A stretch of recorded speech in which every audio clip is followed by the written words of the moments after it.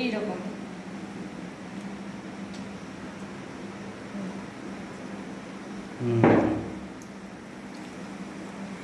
দিদি যাই করবে তাই করতে হবে। তো হ্যালো ফ্রেন্ডস, সবাই কেমন আছো? আমাদের মধুমিতালি চ্যানেলে তোমাদের সবাইকে অনেক অনেক অনেক স্বাগত। আর আমি শ্রাবণী নিয়ে চলে এসেছি আরও একটি নতুন ব্লগ, ছোট্টখাটো ব্লগ, বেশি বড় নয়। তো তোমরা জানোই মামার শরীরটা খারাপ এরকম হয়েছে আর মাথাটা ফেটে গেছে। তো আজকে অনেকটা ভালো আছে, ড্রেসিং করা হয়েছে, এখন খেতে বসেছে। তো ওদের জন্য একটু ভাজাভুজি, ডাল তরকারি, ডিম ভাজা এইসব দিয়ে ভাত দিয়েছি আর খাচ্ছে। বাবার খাওয়া হয়ে গেছে, বাবা নিচে চলে গেল।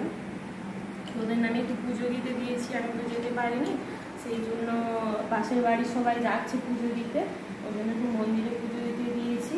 আমি একটু পরে খাবো, পুজোটা চলে এলো।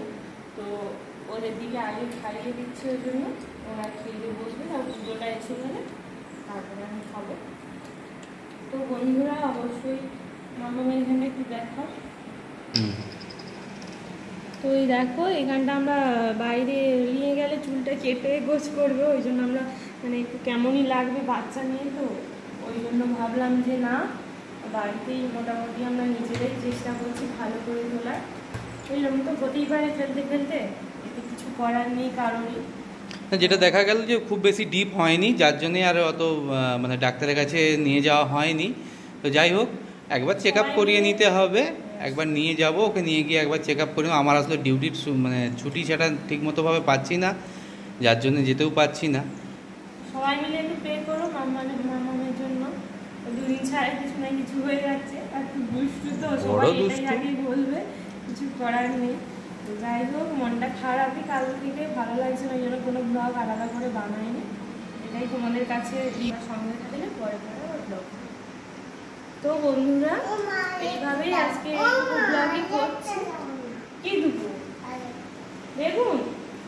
আচ্ছা, ডিম ভাজাটা খাও, তারপর বেগুন ভাজা দিচ্ছি।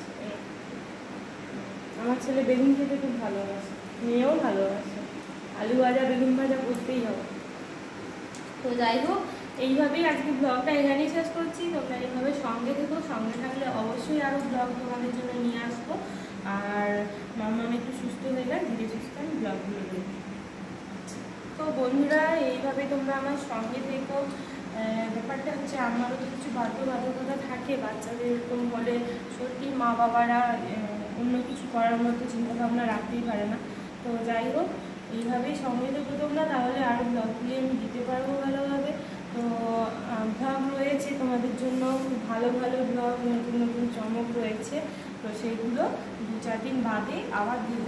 তো এইভাবে তোমরা সঙ্গে থাকো, অবশ্যই তোমরা আমাকে ভালোবাসা দিও, আর তোমাদেরও অনেক অনেক ভালোবাসা দিল আমার মধ্যে। ঠিক আছে, টাটা। কি বলবো খুঁজে পাচ্ছি না।